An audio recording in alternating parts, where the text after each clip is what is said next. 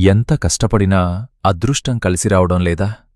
పట్టి పీడించే శనిదోషాల నుండి విముక్తి పొందాలనుకుంటున్నారా? అయితే ఈ సప్త శనివారాల వ్రతకథ మీకోసమే. ఒక్క 5 నిమిషాలు కేటాయించి ఈ కథ వినండి. మీ జీవితమే మారిపోతుంది. నమస్కారం.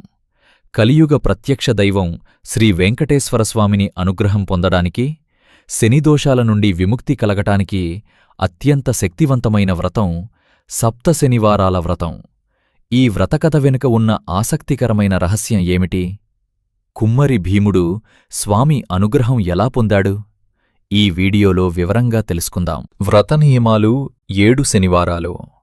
ఈ వ్రతాన్ని వరుసగా 7 శనివారాలు ఆచరించాలి. దీపారాధన. మట్టి ప్రమిదల్లో లేదా పిండి ప్రమిదల్లో నువ్వుల నూనెతో దీపాలు వెలిగించాలి. నైవేద్యం.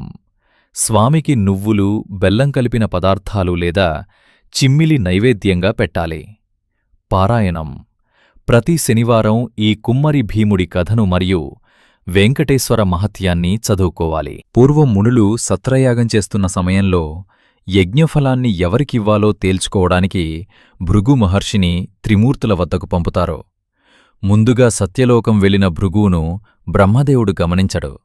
దీనితో కోపించిన భృగువు భూలోకంలో బ్రహ్మకు పూజలు ఉండవని శపిస్తాడు. తర్వాత కైలాసం వెళ్లగా శివుడు పార్వతీదేవితో నాట్యంలో మునిగి భృగువును నిరసన చేస్తాడు. దీనితో శివుడికి లింగరూపంలోనే పూజలు జరుగుతాయని శపిస్తాడు. చివరగా వైకుంఠం వెళ్లిన భృగువు విష్ణుమూర్తి రొమ్ముపై తన్నగా స్వామి కోపగించుకోకుండా మహర్షి పాదాలను ఒత్తి అహంకారాన్ని పోగొడతాడు. కాని తన నివాసమైన విష్ణువు రొమ్ముపై తన్నడంతో అలమేలుమంగ కోపించి భూలోకానికి వెళ్ళిపోతుంది. లక్ష్మీదేవిని వెతుకుతూ శ్రీనివాసుడు తిరుమల కొండలకు చేరుకుంటాడు. కుమ్మరి భీముడి కథ. తిరుమల క్షేత్రానికి సమీపంలో భీముడు అనే పేద కుమ్మరి ఉండేవాడు. అతను చాలా నిరుపేద. కాని శ్రీనివాసుడిపై అచంచలమైన భక్తి కలవాడు. అతను తన వృత్తిధర్మాన్ని నిర్వహిస్తూనే మట్టితో ఒక చిన్న వెంకటేశ్వరస్వామి విగ్రహాన్ని చేసుకుని ప్రతిరోజూ తాను కుండలు చేసే మట్టితోనే పూలు చేసి స్వామికర్పించేవాడు. అదే సమయంలో ఆ దేశపు రాజు తొండమాన్ చక్రవర్తి ప్రతిరోజూ స్వామికి బంగారు పూలతో పూజ చేసేవాడు. కాని ఆశ్చర్యకరంగా రాజు అర్పించిన బంగారు పూల స్థానంలో కుమ్మరి భీముడు అర్పించిన మట్టిపూలు కనిపిస్తుండేవి.